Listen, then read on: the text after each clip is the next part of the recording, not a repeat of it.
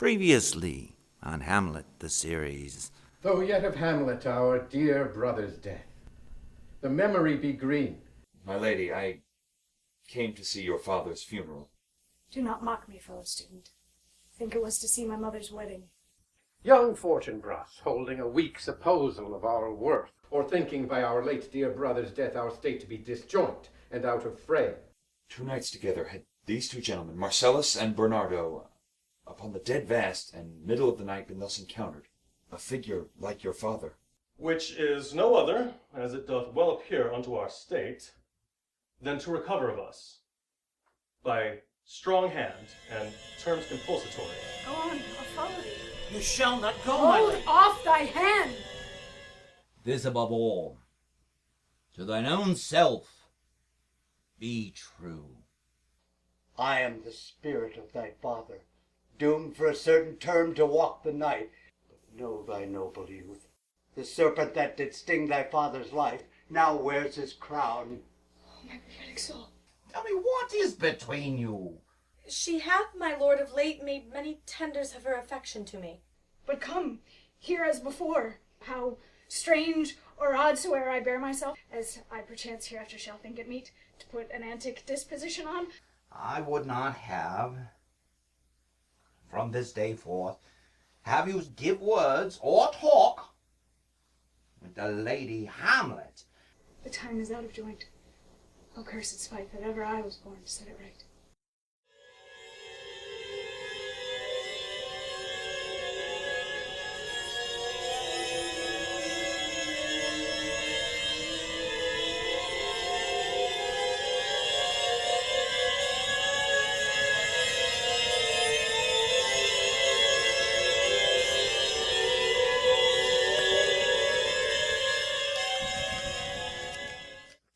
Give him this money and these notes, Rinaldo. I will, my lord. You shall do marvelous wisely, good Rinaldo, before you visit him, to make inquire of his behavior. My lord, I did intend it. Marry, well said, very well said. Look you, madam, inquire me first what dames there are in Paris, and how and who, what means, where they keep, what company, at what expense, and finding through this encompassment and drift of question that they do know my son, coming more nearer than your particular demands would touch it, take you as 'twere some distant knowledge of him, as thus: I know his father and his friends, and in part him, you mark this, Rinaldo, and in part him, but you may say, not well, but if it be he, I mean, he is very wild, addicted to so-and-so, and there put on him what forgeries you please. Marry, none so rank as may dishonor him, take heed of that. But, ma'am, such wanton, wild, and usual slips as our companions noted, and most known to youth and liberty. As gaming, my lord. Yes, or drinking, or fencing, swearing, quarreling, drabbing. You may go so far. My lord, that would dishonor him. Oh, faith, no! As you may season it in the charge. You must not pour another scandal on him that he is open to incontinency. That is not my meaning. But breathe his faults so quaintly that they may seem the taints of liberty, a flash and outbreak of a fiery mind, a savageness in unreclaimed blood, of general assault. My good lord. Wherefore should you do this? Yes, my lord, I would know that. Merry girl, here's my drift, and I believe it is a fetch of wit. You laying these slight sullies on my son, as 'twere a thing, a little soiled in the working.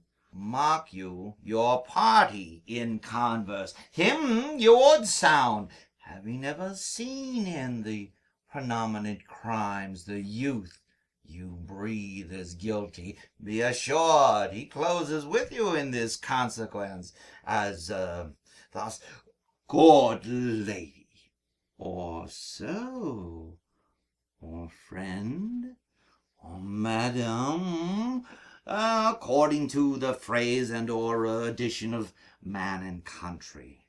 Very good, my lord. And then, dear, does he this? He does. What was I about to say? By the mass, I was about to say something. Where did I leave? At closes in the consequence, at friend and so, and madame. Closes at the consequence. Mary. He closes thus. I know the gentleman. I saw him yesterday, or t'other day, or then, with such, or such, and as you say, there was a gambling. There I took him in his rouse. There, a falling out, a tennis, or I saw him enter such a house of sale, with la set, a brother, and so forth. See you now, your bait of falsehood takes this carp of truth, and thus do we, of wisdom and of reach, with windlasses and assays of bias, through indirections, find directions out. So, by my former lecture and advice, shall you, my son, you have me, have you not? My lord, I have. Well, God be with you. Farewell. Good, my lord.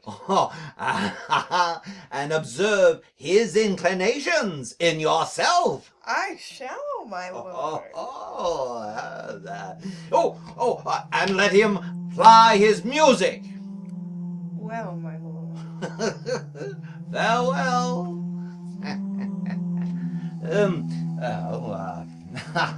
How now, Ophelia?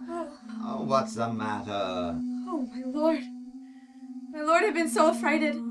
For what in the name of God? As I was sewing in my closet, Lady Hamlet, with a look so piteous and purport as if she'd been loosed out of hell to speak of horror, she comes before me. Mad? For thy love? I do not know, my lord. Truly, I do fear it. What said she? She took me by the wrist and held me hard. Then goes she to the length of all her arm, and with her hand thus over her brow, she falls to such perusal of my face as she would draw it. Long stayed she so. At last, a little shaking of my arm, and thrice her head thus waving up and down, she raised a sigh so piteous and profound that it seemed to shatter all her bulk and end her being. That done, she lets me go. And with her head over her shoulder turned, she seemed to find her way without her eyes. For out of doors she went without their helps, and to the last bended their light on me. Come, go with me. I will go seek the king. This is the very ecstasy of love, whose violent property foredoes itself, and leads the soul to desperate undertakings as much as any passion under heaven that doth afflict our natures. What? Have you given her any hard words of late? No, my good lord, but as you did command, I did repel her letters and denied her access from me. That hath made her mad. Oh, I am sorry that with better heed and judgment I had not quoted her. I feared she did but trifle and meant to wreck thee, not beshrew my jealousy. By heaven, it is as proper to our age to cast beyond ourselves and our opinions as it is for the younger sort to lack discretion. Come, go we to the king. This must be known.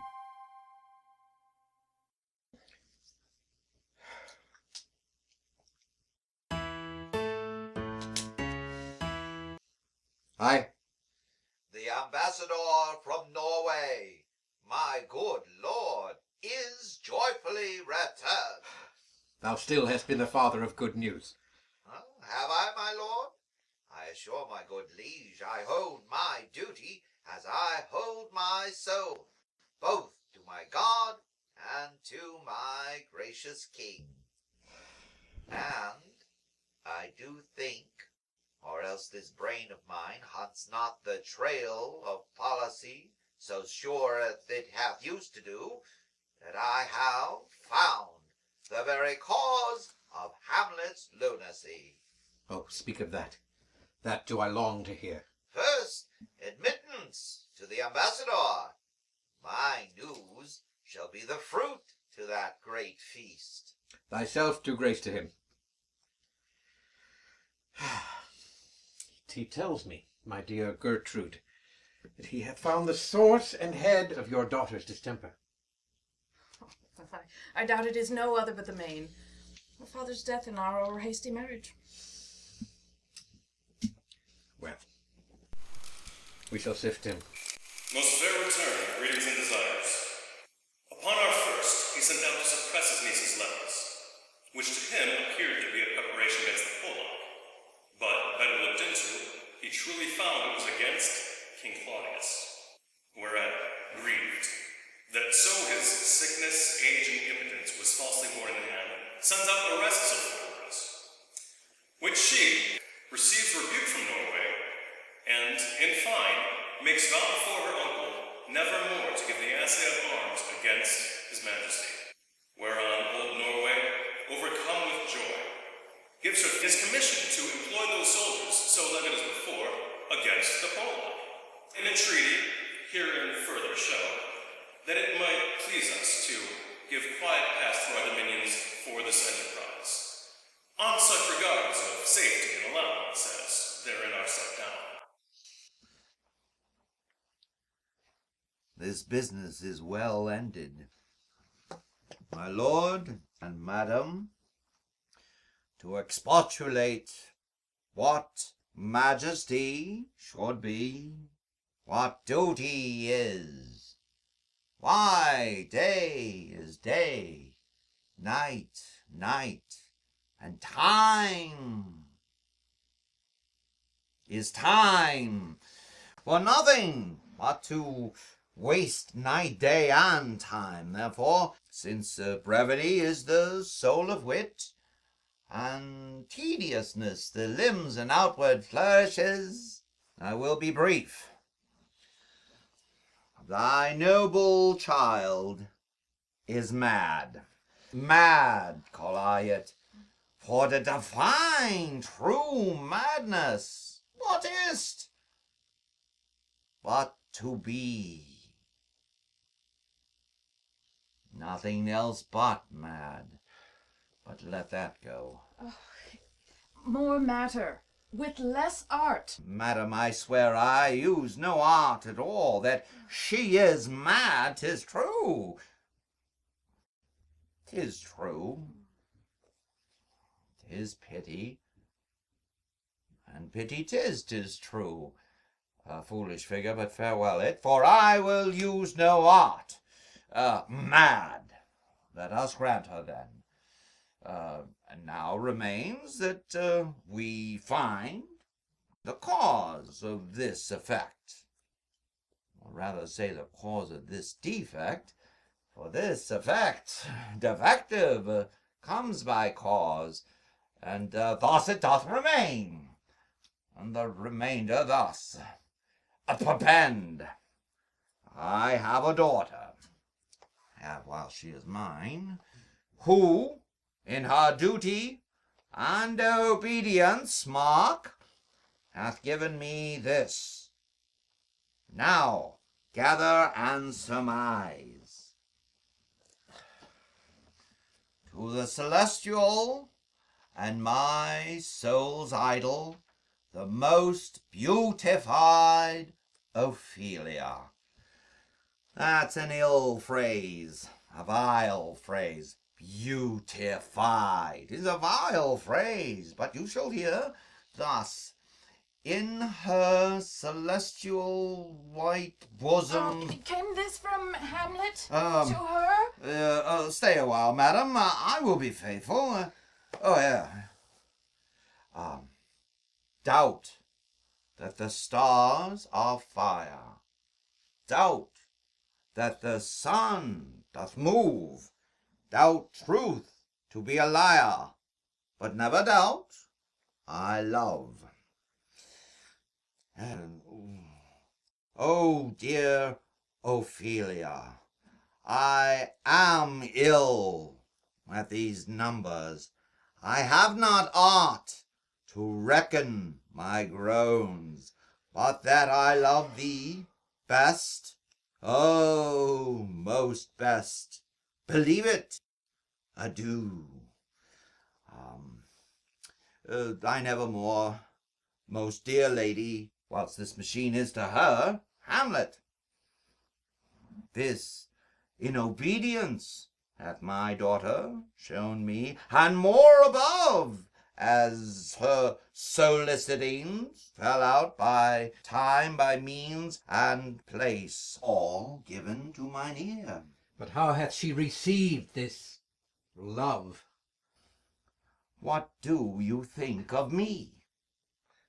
As of a man, faithful and honorable. I would fain prove so, but what might you think, when I had seen this hot love on the wing, as I perceived it? I must tell you that before my daughter told me. What might you think? Oh, my dear Majesty, your queen here, think. If I had played the desk, or table book, or given my heart a winking, mute and dumb, looked upon this love with idle sight, what might you think? No. I went round to work, and my young mistress I thus did bespeak. Lady Hamlet is a princess. Out of thy star, this must not be. And then I precepts gave her that she should lock herself away from her resort, admit no messengers, receive no tokens,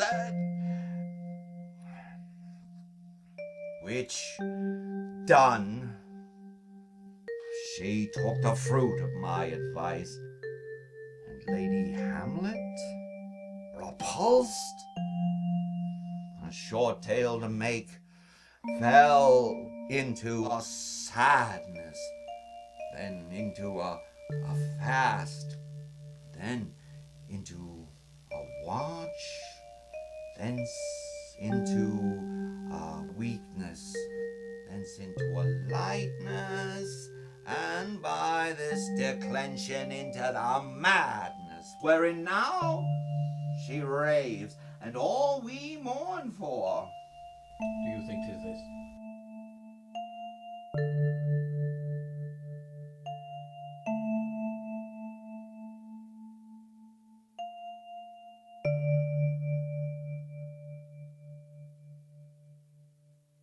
It could be, very likely.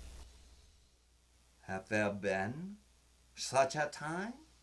I'd fain know that, when I positively said 'tis so, when it proved otherwise. Not that I know. Take this from this, if it prove otherwise. If circumstance lead me, I will find where truth is hid, though it were hid indeed within the center. How may we try it further? You know, sometimes she walks for hours together here in the lobby. So she does indeed. At such a time, I'll loose my daughter to her. Mark the encounter.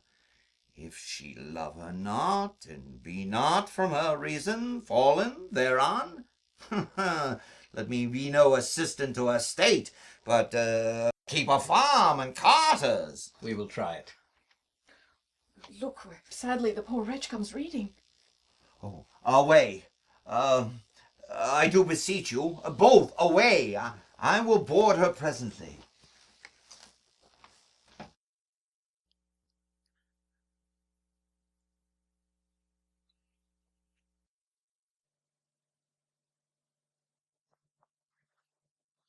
Oh, give me leave.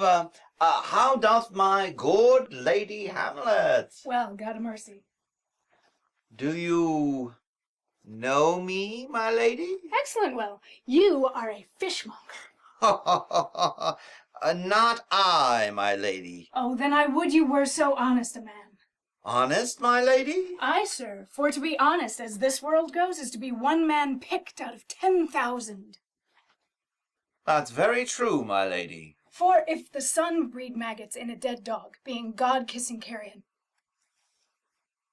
Have you a daughter? I have, my lady. Let her not walk in the sun.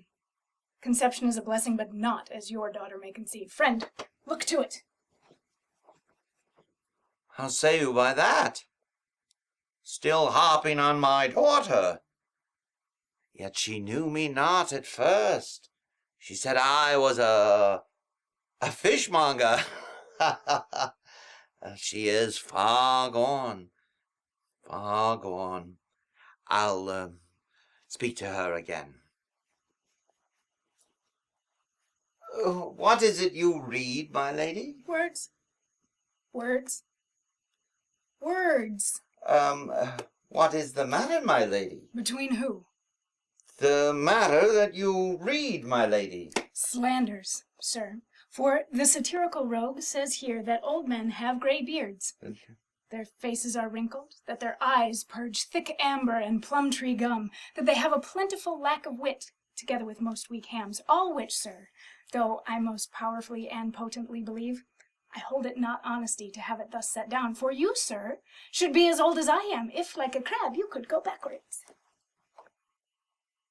Though this be madness, yet there is method in it. Will you walk out of the air, my lady? Into my grave. Indeed, that is out of the air. And again! How pregnant, sometimes, her replies are. Happiness that often madness hits on, that reason and sanity could not so prosperously be delivered of. I most honorably take my leave, my lady. You cannot, sir, take anything from me, which I will more willingly part withal, except my life. Except my life. Except my life. Fare you well, my lady. Those tedious old fools.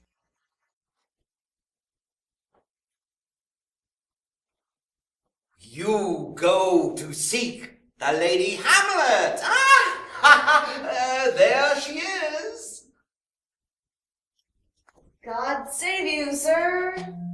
My honored lady. My most dear lady. My excellent good friends, how dost thou, Guildenstern? Ah, Rosencrantz. Comrades, how do ye both? As the indifferent children of the earth. Happy in that we are not over happy. On Fortune's cap we are not the very button. Nor the soles of her shoes. Neither, my lady. Then you live about her waist or in the middle of her face? Faith, her private suite. In the secret parts of Fortune, oh, most true, she is a strumpet. What's the news? None, my lady, but that the world's grown honest. That is doomsday near? But your news is not true. Let me question more in particular. What have you, my good friends, deserved at the hands of Fortune that she sends you to prison hither? Prison, my lady? Denmark's a prison. That is the world one. A goodly one, in which there are many confines, wards, and dungeons, Denmark being one of the worst. We think not so, my lady. Yeah. Why then, 'tis none to you, for there is nothing in this world, either good or bad, but thinking makes it so. To me, it is a prison. Then your ambition makes it one. 'Tis too narrow for your mind. I could be bounded in a nutshell and count myself the queen of infinite space, were it not that I have bad dreams. Which dreams are ambition? For the very substance of the ambitious is merely the shadow of a dream. A dream itself is but a shadow. Truly, and I hold ambition of such an airy and light a quality that it is but a shadow's shadow. Then are our beggars' bodies, and our monarchs and heroes the beggars' shadows? Shall we to the court, for by my fay I cannot reason. We'll wait upon you. No such matter. I will not sort you with the rest of my servants, for to speak to you like an honest lass, I am most dreadfully attended.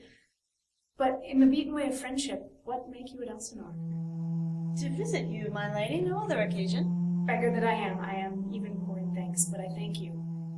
And sure, dear friends, my thanks are too dear a halfpenny. Were you not sent for? Is it your own inclining? Is it a free visitation?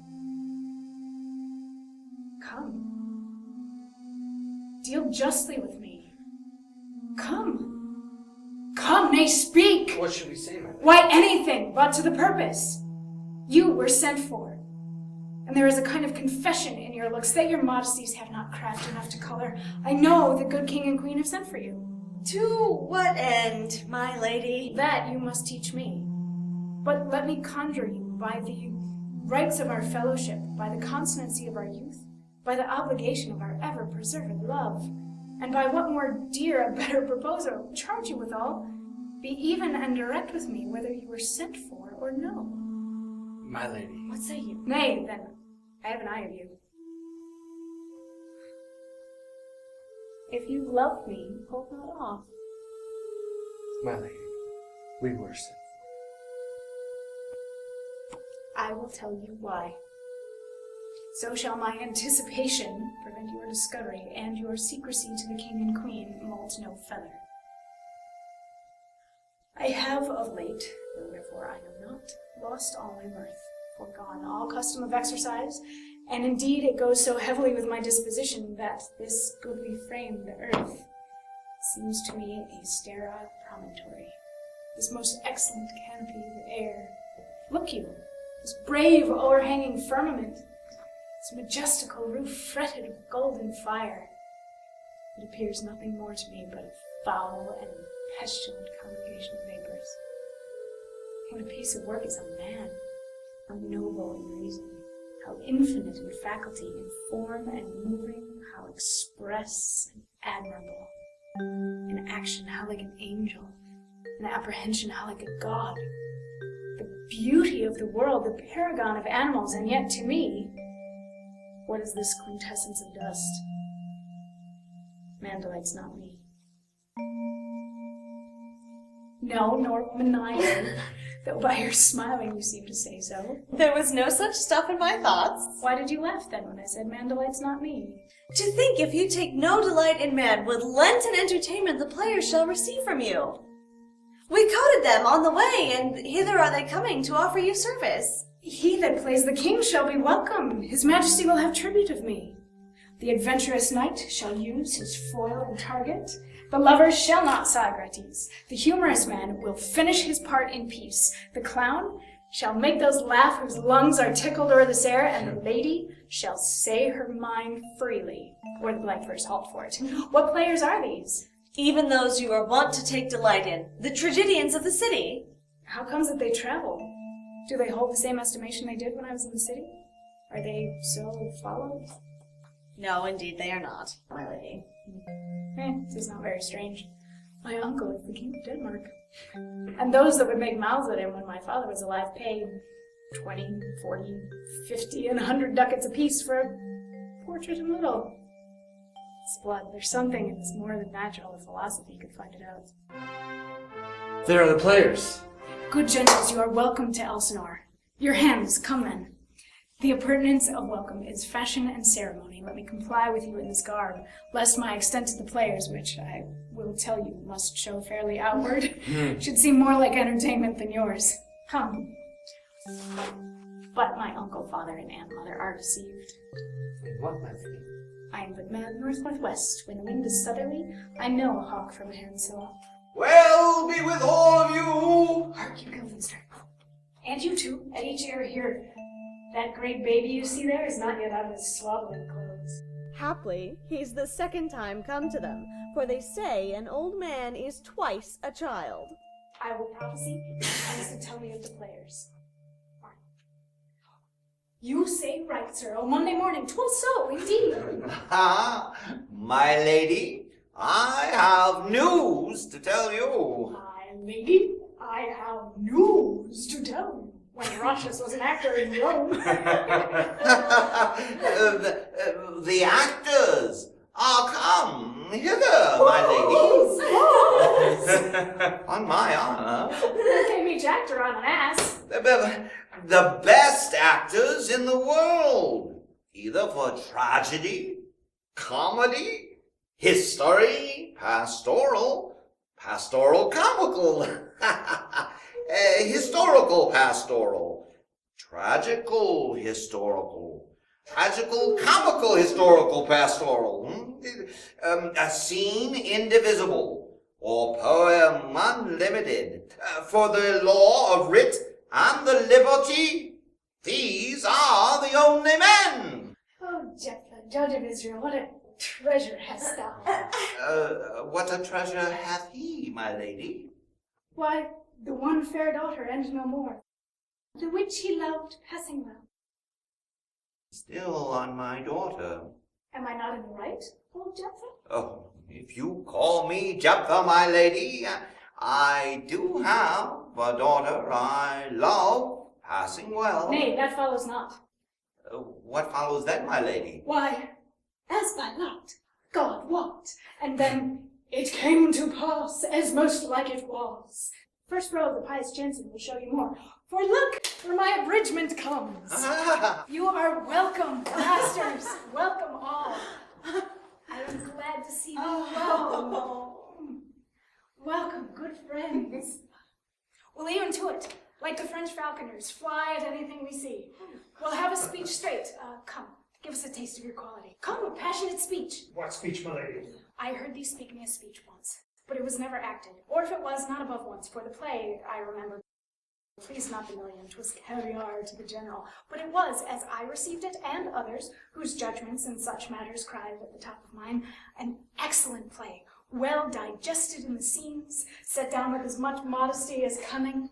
I remember one said, there were no sallets in the lines to make the matter savory, nor no matter in the phrase that might indict the author of affectation, but called it an honest method, as wholesome as sweet, and by very much more handsome than fine.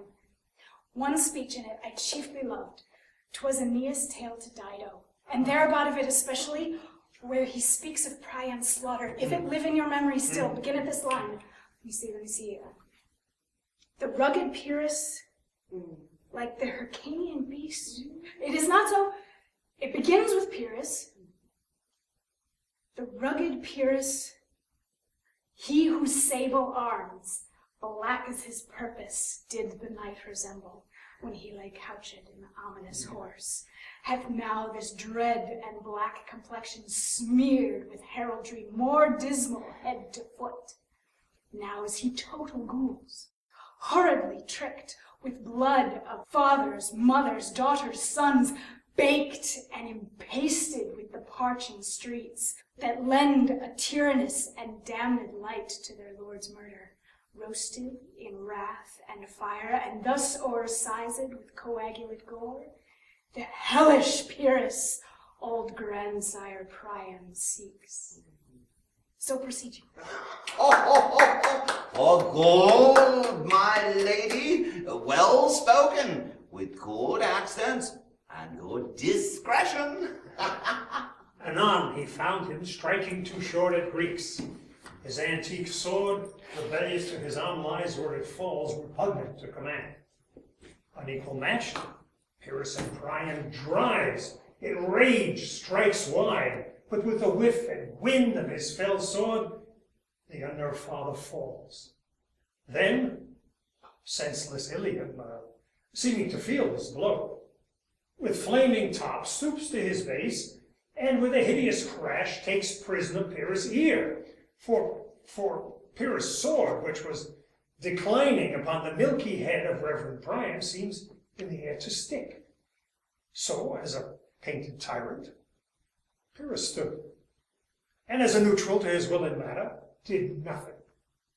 But, as we often see against some storm, silence in the heavens, the rack stands still, the bold winds speechless, the orb below as hushes death. On the dreadful thunder doth rage across the region, as so after Pyrrhus' pause, aroused vengeance sets him new work. And never did Cyclops' hammers fall upon Mars' armor, forged for proof eternal, with less remorse than Pyrrhus' bleeding sword now falls on Priam.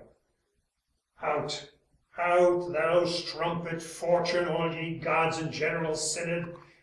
Take away her powers, break all the spokes and fellies of her wheel, and bowl the round nave down the hill of heaven as low as to the fiends.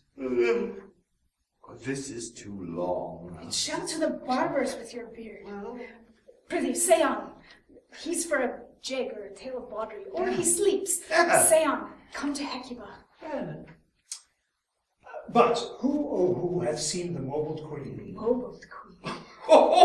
That's good. A mobled queen is good. Run barefoot, up and down, threatening the flames with bis and ruin, a clout upon that head where late the diadem stood, and about those lank and o'erteamed loins a blanket. In the alarm of fear caught up, who this hath seen with tongue in venom steeped gainst fortune's state, would treason have pronounced. But gods themselves that see her then, when she saw Pyrrhus make malicious sport in mincing with his sword her husband's limbs, the instant burst of clamor that she made, unless things mortal move them not at all, would have made milch the burning eyes of heaven, and passion in the gods. Look, whether he has not turned his color, and has tears in his eyes. I pray you no more. 'Tis well. I'll have thee speak out the rest soon. Good my lord, will you see the players well bestowed? Do you hear? Use them well, for they are the abstract and brief chronicles of time. After your death, you were better have a bad epitaph than their ill report while you lived. My lady, I will use them according to their deserts. God's bodkins, man, much better than that. Huh? Use every man after his desert, and who should scape whipping? Use them after your own honor and dignity. The less they deserve it, the more merit is in your bounty. Take them in. Come on! Follow him, friends. We'll hear a play tomorrow night. Dost thou hear me, old friend? Can you play the murder of Gonzago? Oh, yes, my lady. Very well. You could, for a need, study a speech of some dozen or 16 lines that I would set down and insert. Oh, yes, my lady. We'll have it tomorrow night. Follow that lord, and look you, mock him not.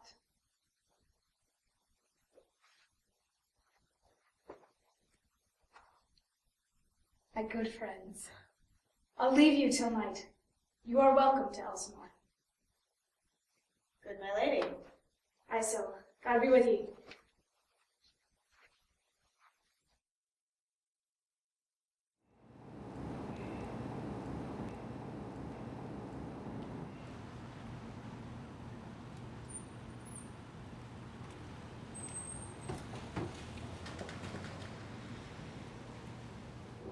Now I'm alone. Oh, what a rogue and peasant slave am I. Is it not monstrous that this player here, but in a fiction, in a dream of passion, could force his soul so to his own conceit that from her working all his visage wand, tears in his eyes, distraction in his aspect, a broken voice, and his whole function suiting with forms to his conceit, and all for nothing, for Hecuba. What's Hecuba to him, or he to Hecuba, that he should weep for her? What would he do had he the motive and the cue for passion that I have? He would drown the stage in tears, cleave the general ear with horrid speech, and mad the guilty, appall the free, confound the ignorant, and amaze indeed the very faculties of eyes and ears. Yet I, a dull and muddy-meddled rascal, peak like John o' Dreams. I'm pregnant with my cause, and can say nothing. No, not for a king, upon whose property and most dear life a damned defeat was made.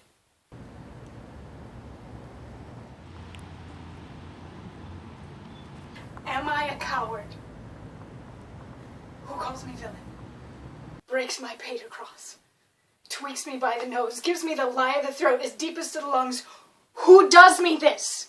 Swoons, I should take it, for it cannot be, but I am pigeon-livered, and lack gall to make oppression bitter, or ere this I should have fattened all the region kites with that slave's awful, bloody body villain, remorseless, treacherous, lecherous, kindless villain.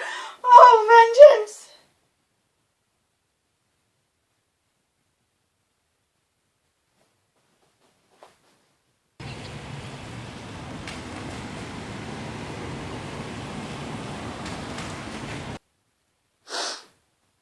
Why, what an ass am I? Oh, this is most brave, that I, the daughter of a dear father murdered, prompted to my revenge by heaven and hell, must, like a whore, unpack my heart with words, and fall a-cursing like a very drab scullion. Fine it. Foe, about to my brain.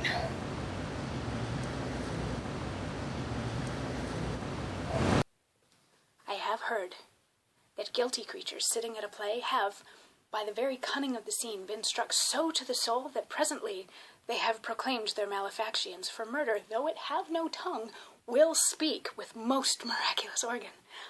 I'll have these players play something like the murder of my father before mine uncle. I'll observe his looks. I'll tent him to the quick. If he but blench, I know my course. The spirit that I have seen may be the devil, as the devil has the power to assume a pleasing shape, yea, and perhaps out of my weakness and my melancholy, as he is very potent with such spirits, abuses me to damn me. I'll have grounds more relative than this. The play's the thing, wherein I'll catch the conscience of the king.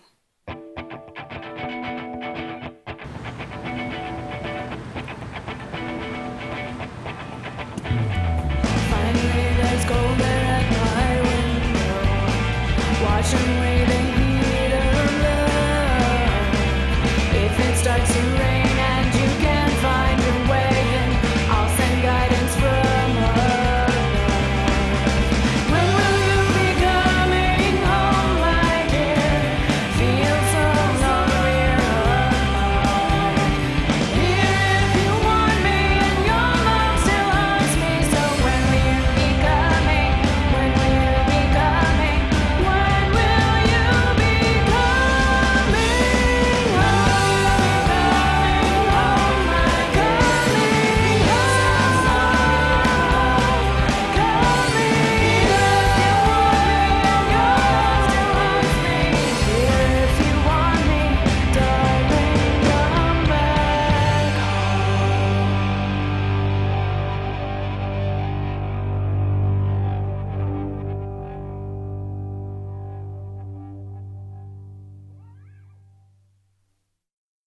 Next time on Hamlet, the series. Most necessary is that we forget to pay ourselves what to ourselves is debt. What to ourselves in passion we propose, passion ending doth the purpose lose. The violence of either grief or joy their own enactures with themselves destroy. Where joy most revels, grief doth most lament. Grief joys, joy grieves on slender accident.